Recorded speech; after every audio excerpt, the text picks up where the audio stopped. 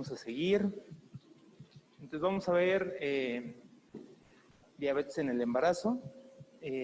Igual, vamos a enfocarnos en diagnóstico y qué es lo que hay que hacer con estos pacientes al momento del diagnóstico, ¿va? Caso clínico, entonces, paciente femenino de 29 años, gesta 2, tiene una cesárea previa. En esa cesárea fue por un feto macrosómico de 4.500 gramos. Y actualmente tiene un embarazo de 11 semanas.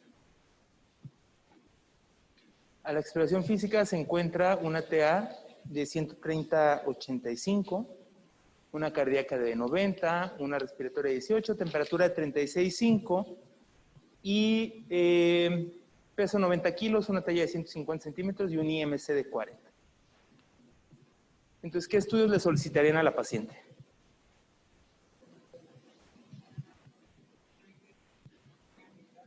¿Perdón? Glucosa en sangre. Ok, ¿qué más? Biometría hemática y buscando ¿qué?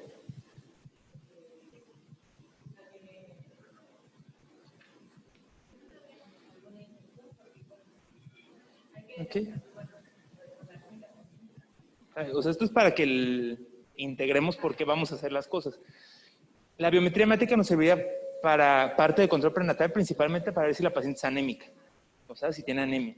Pero realmente, o sea, bueno, aquí dándole el contexto de diabetes, ¿qué pediríamos específicamente de diabetes? O sea, sí pedíamos una biometría, pero, o sea, ¿qué vamos a buscar ahorita en este contexto? Una química sanguínea viendo glucosa, ¿no? ¿Nada más? Un perfil de lípidos, un ego ¿para qué?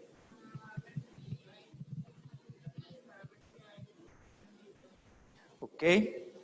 Aunque pues preferiríamos un urocultivo, ¿no? Para ver la infección, pero sí, glucosa en orina. ¿Qué más? ¿No les llama la atención que pesa 90 kilos y mide 1,50? Ok. Entonces, tiene 130/85, ¿no? O sea, ¿no le pedirían una curva de tolerancia?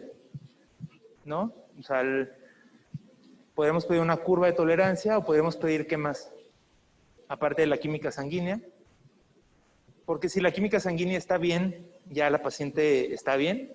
No. Puede tener una glucosa alterada postpandrial. O sea, puede tener la glucosa en ayuno bien y la postpandrial alterada. Pues también nos serviría una hemoglobina glucosilada, ¿no? Tiene 11 semanas. ¿No? Tiene 11 semanas. Entonces, acuérdense, en diabetes, vamos a abordar a las pacientes al principio, antes de las 13.6 semanas, como si fuera una paciente no embarazada. Entonces, la vamos a abordar como si fuera una persona adulta en tamizaje de diabetes. Entonces, eso lo vamos a ver ahorita más adelante. Entonces, ustedes le piden una curva de tolerancia y ¿cuál le pedirían? Una carga de 50, una carga de 75 con 2 valores, una de 75 con 3 valores o una de 100, una carga de 100. 75 con 3, con 2. ¿Por qué? La estamos tratando como una paciente que no estuviera embarazada, porque la de 3 valores, ¿cuándo se pide? La de 3 valores, ¿cuándo se pide?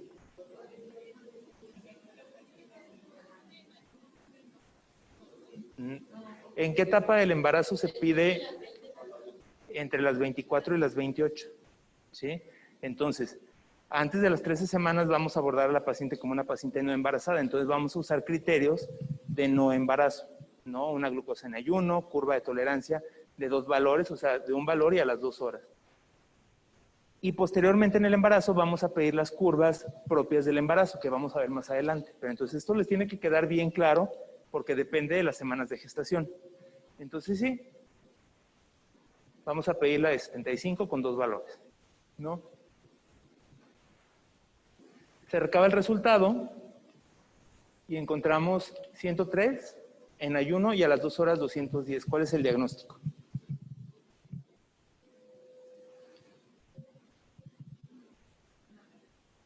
¿Cómo? ¿Diabetes gestacional? Diabetes pregestacional. ¿No? Entonces, puede ser intolerancia a los carbohidratos, ¿Por qué no? Porque tiene más de 200. Puede ser una diabetes gestacional porque tiene 11 semanas. Es una diabetes pregestacional o diabetes tipo 2. En embarazo preferimos utilizar el término diabetes pregestacional antes que el tipo 2 por que estamos tratando a una paciente embarazada. Se utiliza el término diabetes pregestacional, pero bueno, a final de cuentas se va a tratar como una diabética tipo 2, a menos que fuera, o sea, una diabética tipo 1, que el cuadro clínico es completamente diferente. Además de la curva de tolerancia, ¿pediríamos más estudios?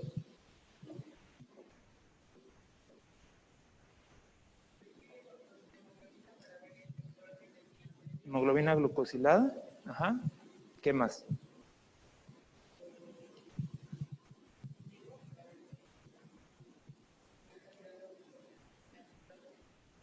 Aparte de la glucosa, ¿qué nos gustaría ver en el ego? ¿Cuál es de las principales complicaciones de diabetes? No. Bueno, sí nos sirven las cetonas, pero proteínas. Sí, o sea, las principales complicaciones de una diabética pregestacional son complicaciones oftalmológicas o renales. Entonces, sí nos sirve el ego, pero idealmente una paciente diabética tenemos que ver cómo está el fondo de ojo, cómo está la función renal, cómo está la creatinina, cómo está la proteinuria basal, porque esta paciente ya tenía 130, 85 a las 11 semanas. O sea, con los nuevos criterios de la American Heart, esa paciente ya es una paciente hipertensa, ¿no? Es una paciente que no sabemos cuánto tiene de diabética y tiene 29 años, pero tiene un IMC de 40. Entonces, acuérdense, esto va de la mano con el caso clínico y con el tema de preeclampsia.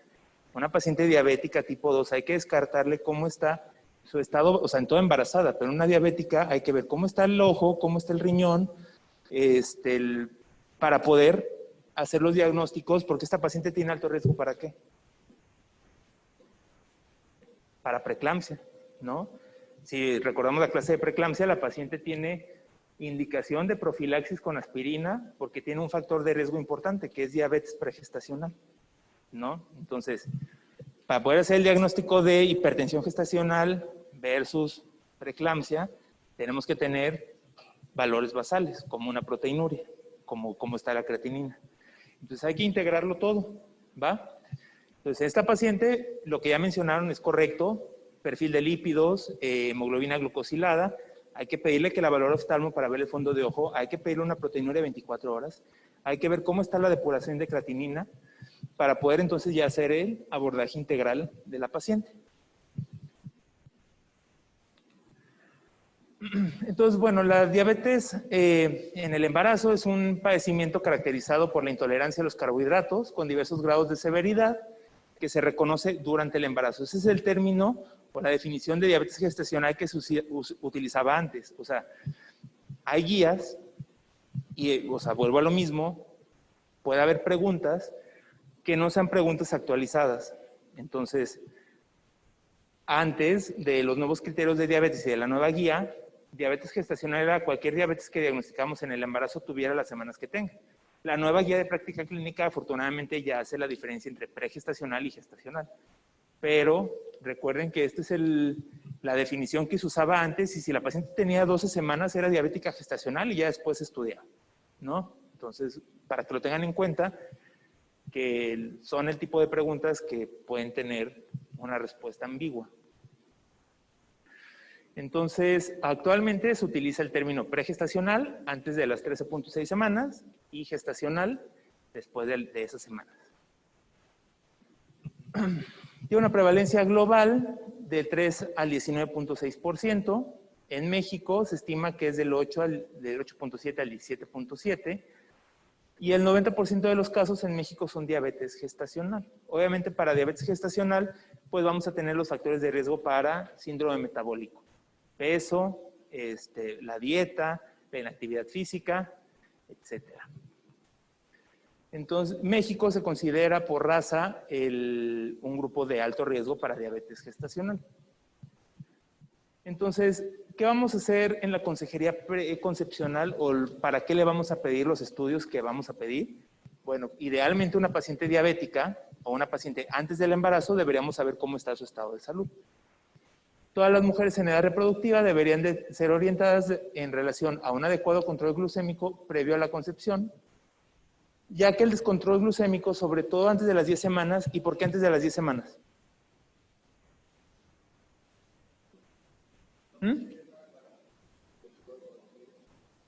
Porque es la organogénesis. Entonces, después de las 10 semanas, las alteraciones en el metabolismo de los carbohidratos nos van a dar complicaciones en el feto.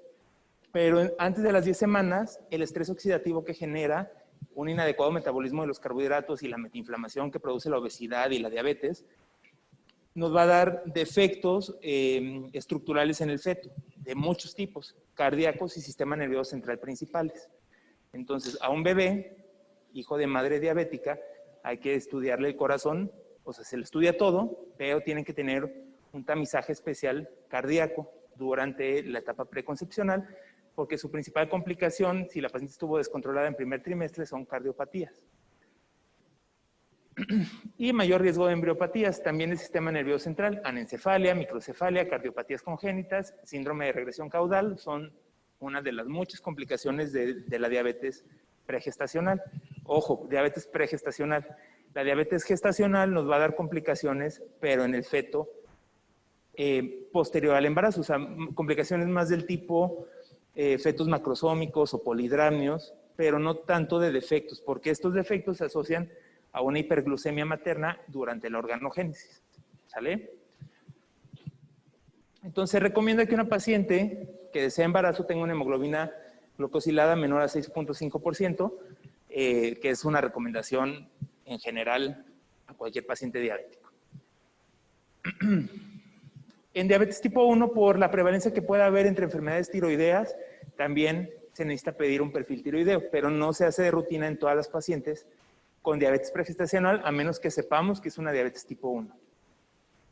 Y las pacientes embarazadas con diabetes, bueno, más bien, las pacientes que desean embarazo con diabetes pregestacional, la dosis de ácido fólico, o sea, aumenta.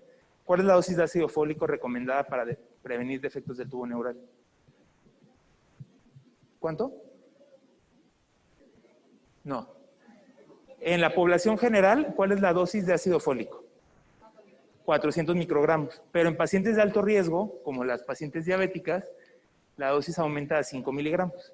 Esta dosis también es la dosis que utilizamos cuando la paciente tiene antecedente de feto con defecto del tubo neural, o pacientes con obesidad, o pacientes que estén tomando anticonvulsivos. ¿Sí? La dosis cambia. Pero en general, si es una paciente de bajo riesgo, la dosis es de 400 microgramos o 0.4 miligramos, la dosis recomendada. ¿Sale?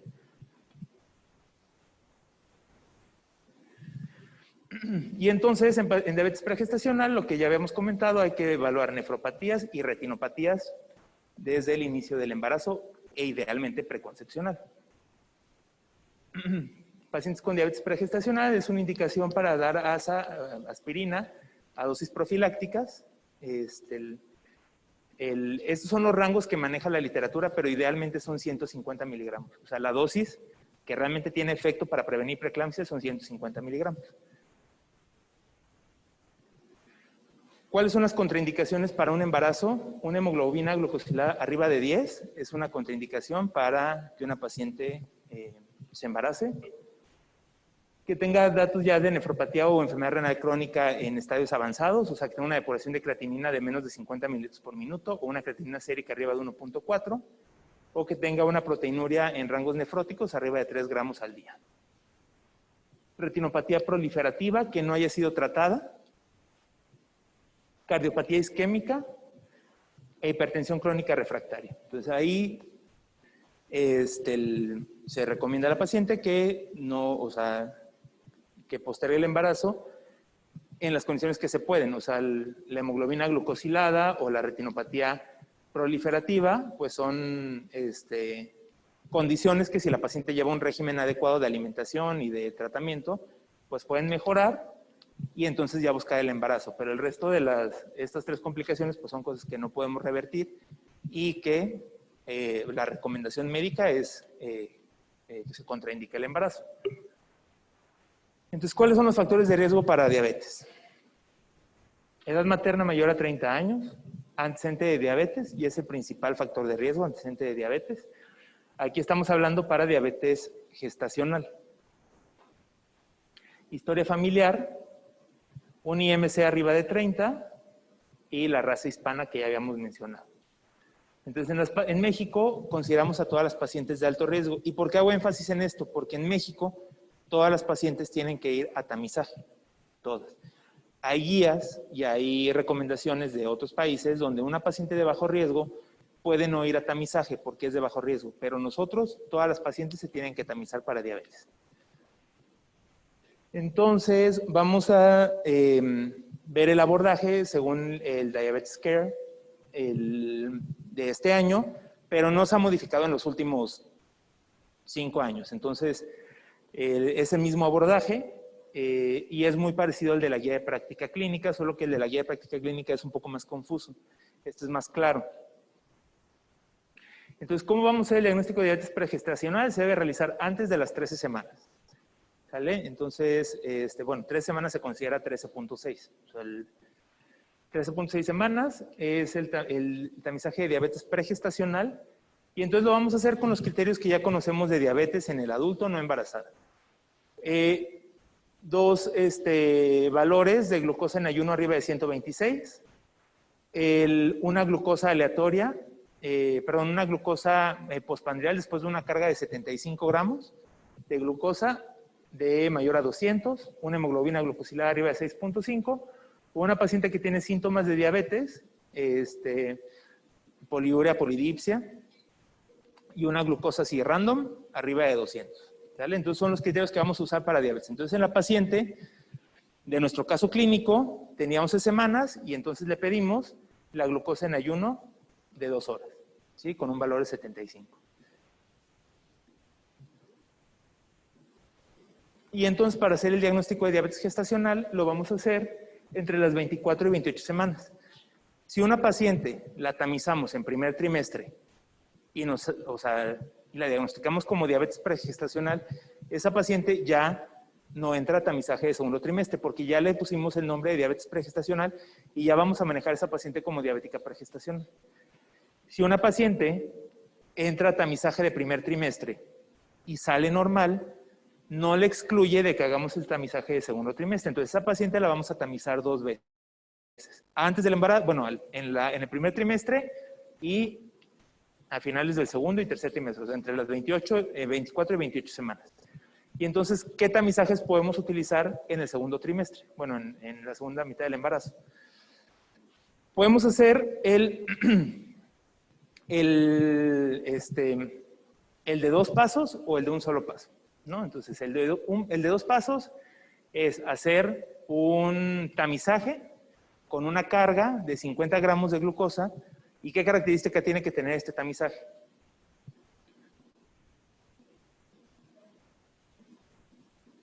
Bueno, esta carga de glucosa la podemos hacer en cualquier momento del día sin importar el estado del ayuno de la paciente. Entonces, si la paciente llega a las 3 de la tarde a hacerse la carga, se la puede hacer. Este tamizaje no necesita ayuno, el de 50 gramos. Y entonces, a la hora, y aquí es una de las controversias porque dependiendo de la población, puede ser el punto de corte 130, 135 o 140 miligramos para diabetes. O sea, ahí depende y es arbitrario de cómo lo tomemos, cuál valor vamos a tomar. Si tomamos el de 130, pues vamos a meter más pacientes al segundo paso, pero se nos van a ir menos diabéticas, pero nos va a costar más. Pero si metemos el de 140, vamos a tamizar a menos, nos va a costar menos, pero puede que se nos vaya por ahí alguna paciente que sea diabética y que no pasamos a tamizaje de segundo trimestre, digo, al tamizaje de segundo paso. Y entonces podemos utilizar 2 curvas. La más conocida y la que todos conocen es la de Carpenter, que es con 100 gramos de glucosa, con 4 valores y tiene que tener 2 o más valores para ser positiva. Y estos valores sí se los tienen que saber de memoria, 95, 180, 155, 140. 2 o más hacen el diagnóstico ya de diabetes gestacional. Sí.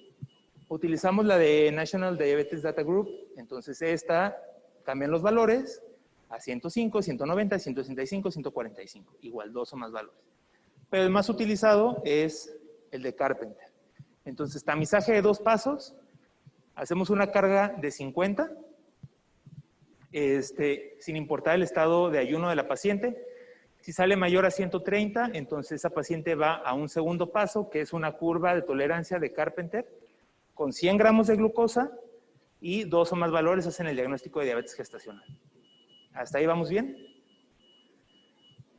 O podemos hacer el tamizaje de un solo paso, donde nos saltamos el tamizaje con la carga de 50 gramos y entonces llevamos a la paciente directamente a una curva de tolerancia, donde aquí lo que cambia son los puntos de corte, el número de tomas y los valores que necesitamos para hacer el diagnóstico. En esta son 75 gramos,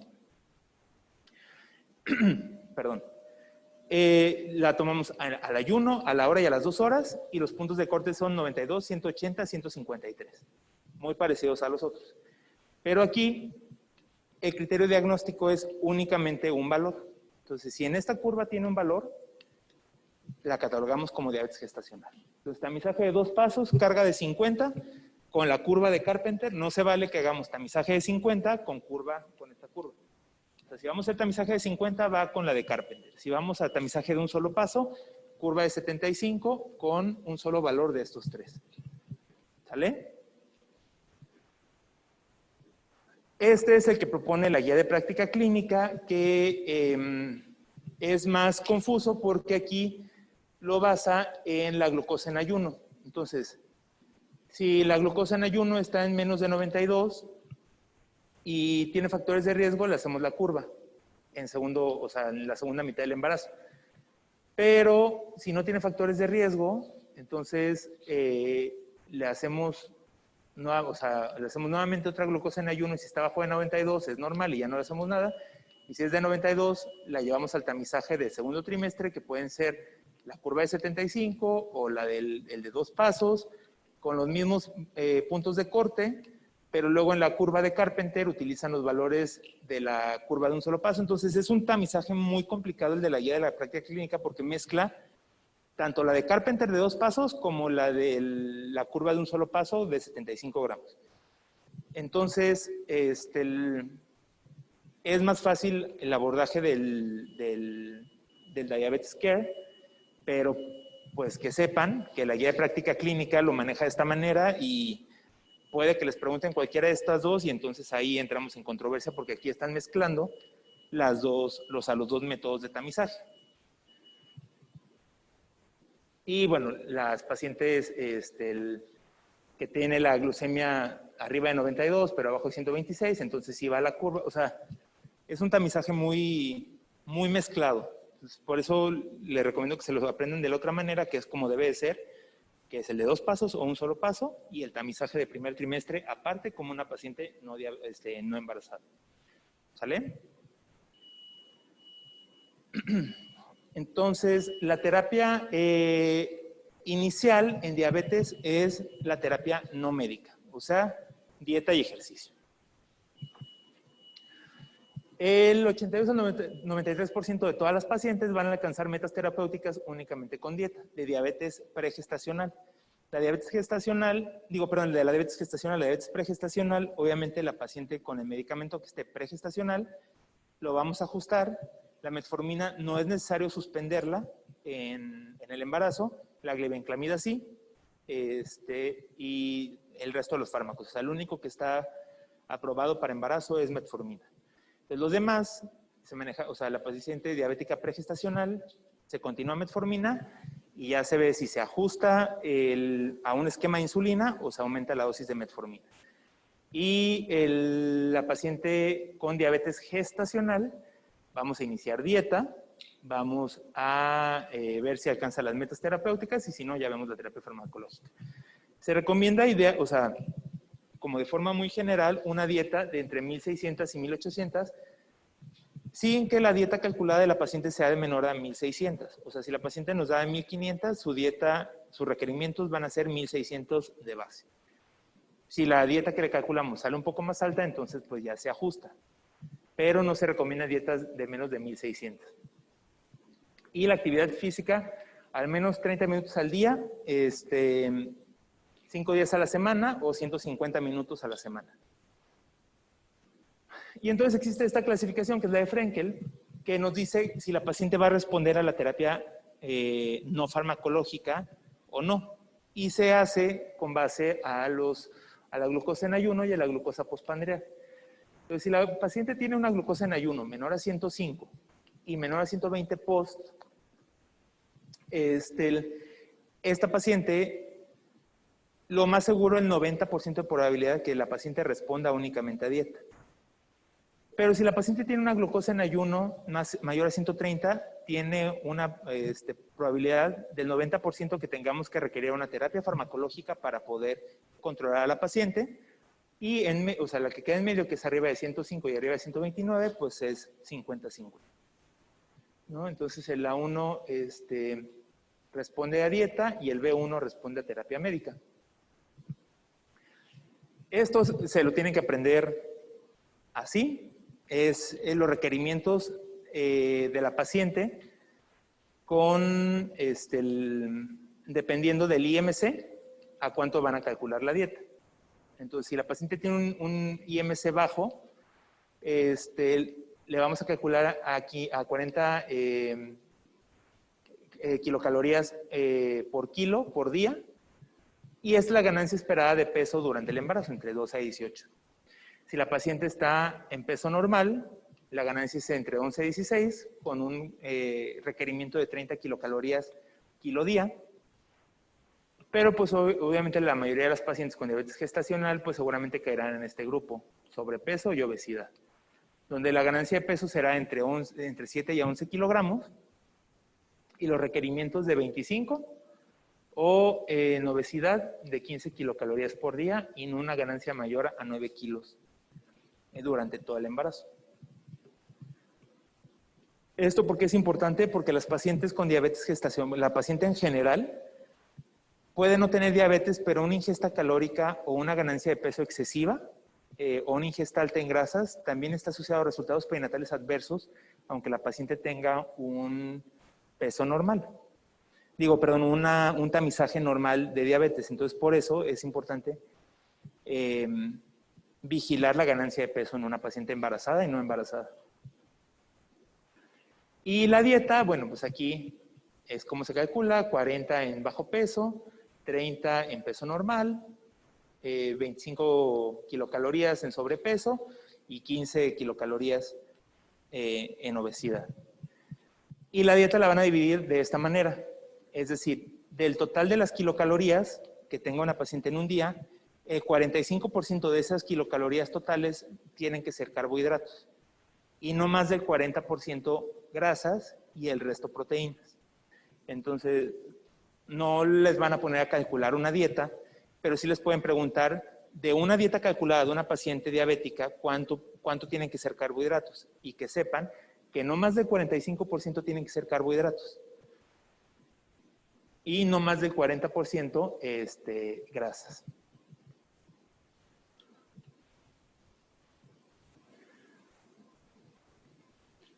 Entonces, ¿cuáles son las metas terapéuticas? En ayuno tiene que ser abajo de 95, a la hora tiene que ser menor a 140 y a las 2 horas menor a 120.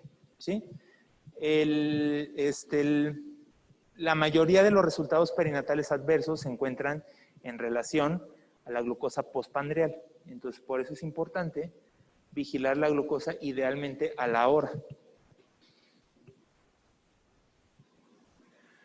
Y si vamos a dar seguimiento a la paciente con hemoglobina glucosilada durante el embarazo, esta tiene que tener las indicación como cualquier paciente diabético, que tiene que ser menor a 6. En caso de que el feto, tengamos un feto arriba, o sea, un feto grande para la edad, cambian las metas al ayuno a menor a 80 y a las 2 horas menor a 110. Y entonces, muy parecido, solo bajan un poco los valores, pero no es difícil aprenderlo. Entonces, cuando la paciente no responde a la terapia nutricional, idealmente se deja la terapia nutricional 2 semanas. 2 semanas con automonitoreo. Y si la paciente...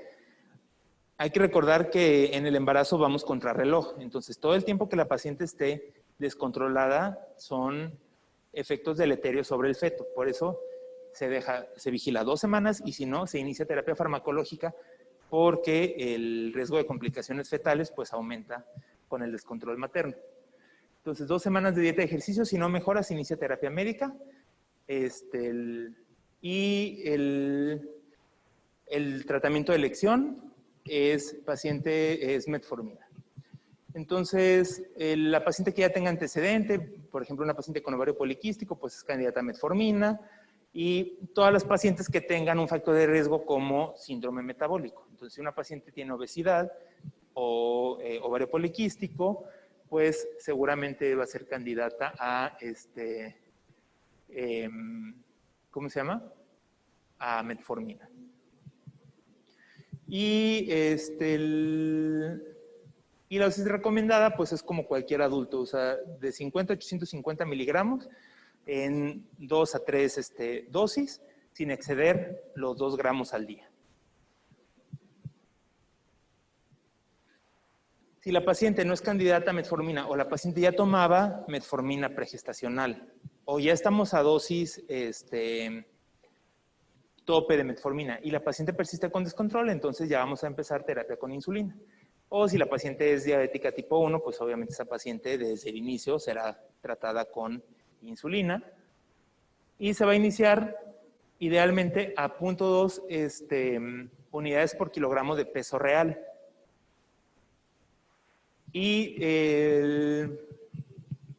realmente se puede utilizar insulinas de larga duración, pero la mayoría de las guías todavía dicen que tiene que ser NPH y rápida. Entonces, para fines de examen, la insulina se tiene que fraccionar entre NPH y rápida, aunque realmente se pueden usar de acción prolongada sin ningún problema en el embarazo. Pero bueno, para fines de examen, se fracciona la dosis de insulina entre NPH y rápida, y entonces se va a dividir AM y PM. Entonces, AM se administran 2/3 de la dosis total, de la cual 2/3 tienen que ser NPH y 1/3 rápida. Y de la de PM es el tercio restante y se va a dividir, pero aquí mitad y mitad, o sea, mitad de NPH y mitad rápida. Pero una vez que hacemos este cálculo, ya no se recalcula la insulina, o sea, hacemos el cálculo, ¿no? Ya nos dio, no sé, que tiene que tener 30 unidades al día. Y entonces dividimos 20 y 10, y aquí quedan 5 y 5, y acá pues lo que resta, ¿no?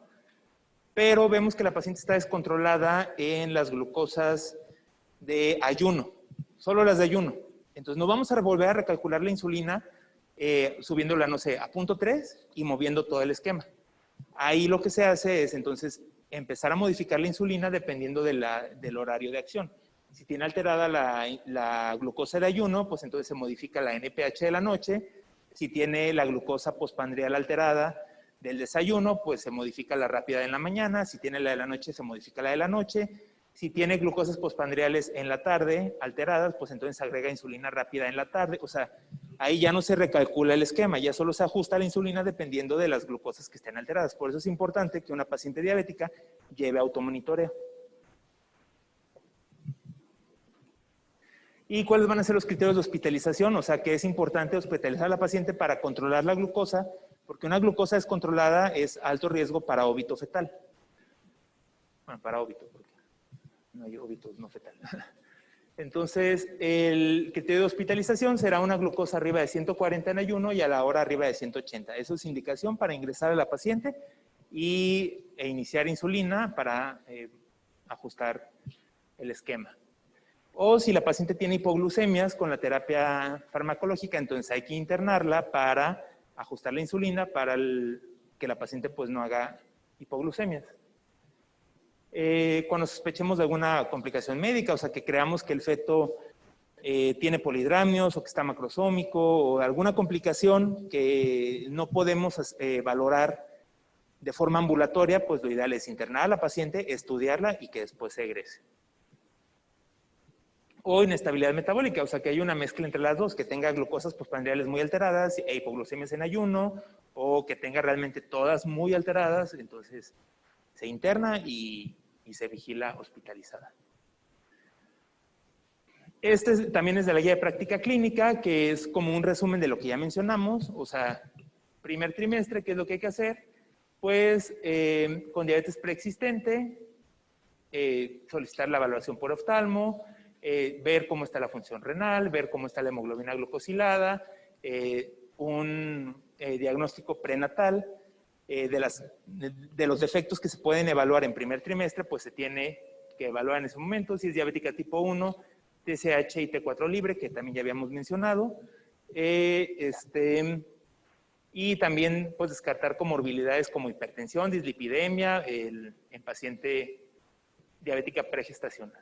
Y en diabética gestacional, pues en primer trimestre se hace lo que se hace en cualquier embarazada de primer trimestre. O sea, aquí el diagnóstico de diabetes gestacional, se hace el tamizaje normal de primer trimestre de cromosomopatías, de preeclampsia, que se hace en cualquier paciente embarazada. Posteriormente, en diabetes pregestacional y diabetes gestacional, se vigilan cada 2 a 3 semanas, dependiendo de cómo esté el control glucémico, con glucosas pre y postpandriales, como ya hemos mencionado, idealmente con postpandriales a la hora, para ver cómo está el automonitoreo, ver cómo está el examen general de orina, ver que no haya cetonas en orina. Ahí sí es importante que la paciente no tenga cetosis durante el embarazo. Urocultivo para descartar pacientes que tengan bacteriuria asintomática o que tengan una infección de vías urinarias que no de sintomatología, que es factor de riesgo para parto pretérmino y ruptura de membranas. Cultivos vaginales, que es lo que se hace de rutina en toda paciente.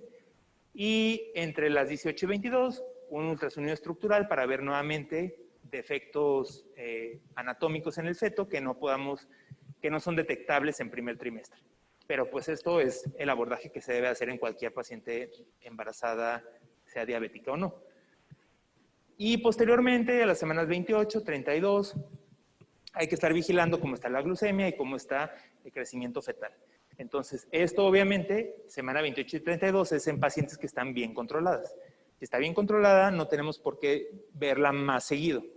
El crecimiento fetal se evalúa cada 4 semanas y la glucosa, si en todos sus monitoreos ha estado bien y no detectamos por ultrasonido algún defecto en el crecimiento del bebé, en el líquido, pues el seguimiento es estándar. Si la paciente vemos que tiene alguna alteración en la glucosa, que vemos alguna alteración en el feto, entonces el seguimiento pues va a modificarse dependiendo de cómo esté alterado. Y idealmente una paciente con diabetes diabetes gestacional, su resolución es entre las 39 y 40 semanas si no tiene datos de complicación. Y esto se va modificando dependiendo si es diabetes pregestacional y si está controlada o no. Aquí es un algoritmo que propone la guía de práctica clínica, donde si la paciente tiene entre 38 y 39 semanas, vamos a ver dependiendo del peso fetal. Si es un peso fetal menor a 3,800 y no tiene descontrol metabólico, ellos recomiendan que se pueda llevar el embarazo hasta las 40 semanas. Hay más estudios más actuales, donde no se recomienda llevar un embarazo más allá de 39 semanas por el riesgo de óbito y porque existen menos complicaciones fetales a largo plazo. Pero, pues bueno, lo que dice la guía es que una paciente diabética gestacional, que no tiene complicaciones, que está bien controlada y pesa menos de 3,800, entre 40 y 41 semanas, por si se los preguntan en el examen, ¿cuándo van a resolver esa paciente? Pero si el peso está entre 3,800 y 4,000 gramos, o la paciente tiene datos de descontrol, entonces vamos a inducir el trabajo de parto entre las 38 y 39 semanas. Y si tiene más de 4 kilos, cesárea electiva. O sea, lo que cambia entre estos dos flujogramas es únicamente que si pesa entre 3,800 y 400, podemos intentar un parto si la condición obstétrica lo permite. O sea, si no tiene antecedente si no es una cesárea iterativa, si no está pélvico, si no es una placenta previa, pues obviamente se resolverá por vía vaginal, y si pesa más de 4 kilos, cesárea electiva independientemente de cómo esté la presentación fetal. Y la vigilancia intraparto, las metas hay que mantener la glucosa entre 72 y 140. Entonces, ¿cómo se va a monitorizar? En diabéticas, aquí sí es general, tipo 1, tipo 2 y diabetes gestacional. En la diabéticas tipo 1 y 2, cada 2 a 4 horas, y en la fase activa, o sea, ya cuando empiece con dilatación progresiva, cada 2 horas, y en diabetes gestacional, entre 4 a 6 horas. Acá también así lo propone la guía, pero realmente si una paciente está descontrolada, no hay diferencia entre diabetes tipo 1 y 2. O sea, la hiperglucemia afecta igual al feto si es una diabética tipo 1 y 2. Entonces, pero bueno, esto es lo que dice la guía. Entonces, si es una diabética tipo 1 y 2, entre 2 a 4 horas, y en la fase activa, cada 2 horas. Y en la diabetes gestacional, entre 4 a 6 horas. Y en caso de que tengamos una hiperglucemia, o sea, que los valores estén arriba de 140, entonces podemos optar por un esquema de insulina rápida intramuscular o intravenoso. Y estas son las dosis que se utilizan, o sea, si tiene entre 121 y 140, pues una unidad. Si tiene entre 140 y 162 unidades, más o menos, o sea, como se maneja un esquema de insulina rápido de cualquier paciente embarazada y no embarazada con hiperglucemia. Solo cambia que lo podemos hacer intramuscular o intravenoso. Si la paciente tiene menos de 140 de glucosa, podemos manejar soluciones mixtas durante el trabajo de parto, pero si tiene más de 140, las soluciones tienen que ser fisiológicas. Idealmente, solución salina. Y igual, las metas de control entre 140, entre 72 y 140.